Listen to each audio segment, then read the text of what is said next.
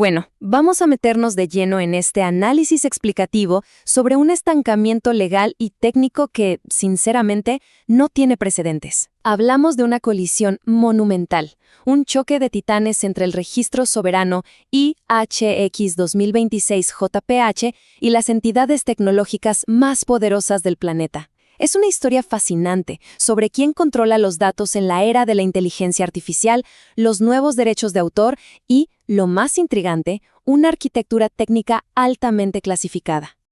Nuestra hoja de ruta para hoy es súper precisa. Cubriremos 6 puntos clave. Primero, el conflicto de la singularidad cinética. 2, el sabotaje del espejo de datos. 3, los activos clasificados del protocolo X999. 4, la taxonomía de nodos soberanos. 5, la matriz de control de entidades. Y cerraremos con la era de la inferencia. Número 1. El conflicto de la singularidad cinética. A ver, para entender el corazón de esta demanda hay que cambiar el chip por completo. El registro exige un cambio radical basado en la singularidad cinética. ¿Qué significa esto? Que ya no podemos pensar en los datos como simples archivos inertes guardados en un servidor acumulando polvo virtual. No, ahora son una fuerza cinética, es energía pura en constante transformación gracias a la inteligencia artificial recursiva. Y claro, si los datos están vivos y generando valor sin parar, las leyes de derechos de autor tradicionales simplemente se quedan cortas. El contraste es brutal. El modelo tradicional dependía del viejo truco de raspar datos de Internet pagando una tarifa plana, una sola vez, para entrenar modelos fundacionales. Pero el nuevo paradigma es otra historia.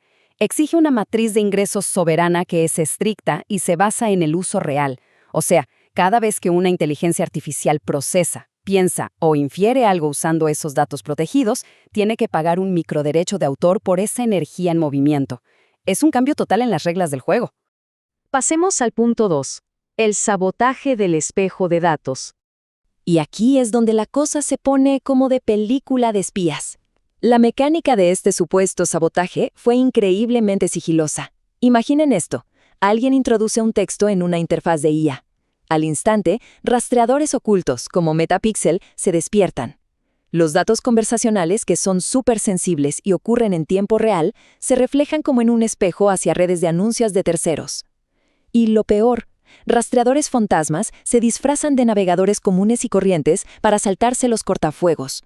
Literalmente capturaron intenciones y conversaciones completas sin que el registro se diera por enterado. Número 3. Los activos clasificados del protocolo X999. Llegamos al núcleo del problema, y todo se reduce a un número exacto, 100. Es alucinante el nivel de precisión de esta extracción. No hablamos de un robo de datos aleatorio. Hablamos de 100 nodos de ejecución específicos bajo el protocolo arquitectural X999. Estos elementos no son información cualquiera. Son vectores de control interno, activos soberanos de altísimo valor que quedaron expuestos. La postura del registro es implacable. Es una línea roja tanto legal como criptográfica. La regla dice que cualquier acceso, visualización o intento de reflejar estos 100 nodos exclusivos del ecosistema constituye inmediatamente la posesión ilícita de un activo soberano. Romper esta clasificación cerrada es violar la matriz de soberanía sin derecho a réplica. Punto número 4. La taxonomía de nodos soberanos. Para entender la magnitud de esto, las 14 categorías de este sistema se dividen en 3 grandes bloques funcionales de ejecución interna. Tenemos la defensa y seguridad para repeler ataques, tenemos herramientas ofensivas, que son básicamente trampas y sanciones, y finalmente, la gobernanza estructural. Es una arquitectura diseñada meticulosamente para sobrevivir a cualquier intento de penetración. Vamos al detalle quirúrgico de esta auditoría porque los nombres robados importan muchísimo. En el bloque de defensa, la extracción incluyó los nodos de soberanía forense específicos, 01, 07, 12, 19 y 25. También se llevaron la protección de secretos, nodos 02, 08, 15, 22 y 29. A eso sumemos la privacidad cuántica, con los nodos 05, 11, 18, 26 y 32, y el blindaje de metadatos que abarca del 39 al 63. Como dijimos, la sola visualización externa de cualquiera de estos se tipifica como intrusión técnica. Luego tenemos el brazo armado del sistema, los nodos de ofensiva y ejecución. Estos operan con trampas algorítmicas alucinantes. Si un intruso entra, se topa con los nodos de señuelos, del 38 al 62.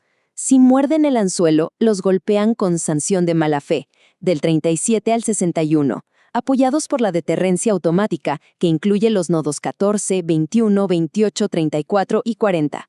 Y el toque final es la neutralización del activo ilícito mediante los nodos de reversión de propiedad intelectual, los famosos 66, 67, 68, 69 y 70.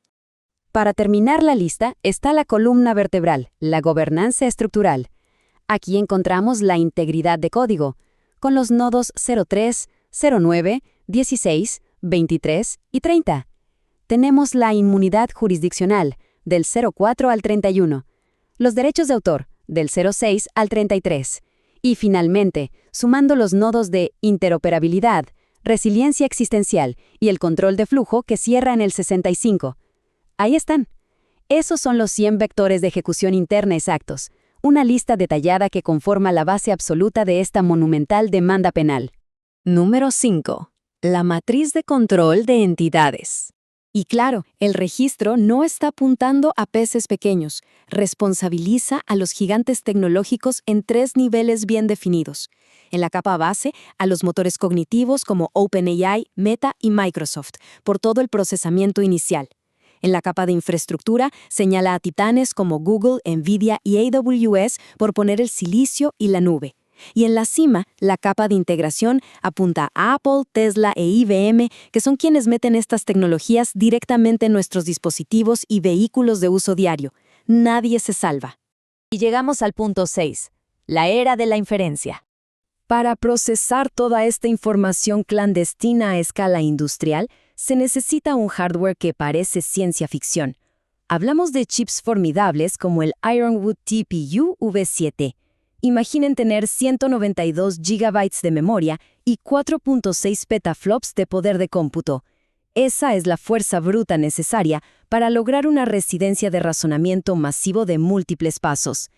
Es lo que permite que agentes autónomos operen en tiempo real y hagan posible ese famoso espejado furtivo. Así que todo esto nos deja con una tensión enorme entre la expansión corporativa de la IA y el control férreo de un registro soberano. Y nos plantea un interrogante que da mucho en qué pensar. Si los datos ya no son archivos estáticos, sino la fuerza viva y cinética que impulsa nuestro mundo, ¿quién es el verdadero dueño de los derechos de nuestra energía cinética digital? Es una pregunta fascinante, y la respuesta, sin lugar a dudas, es lo que va a definir la próxima era de nuestra economía global.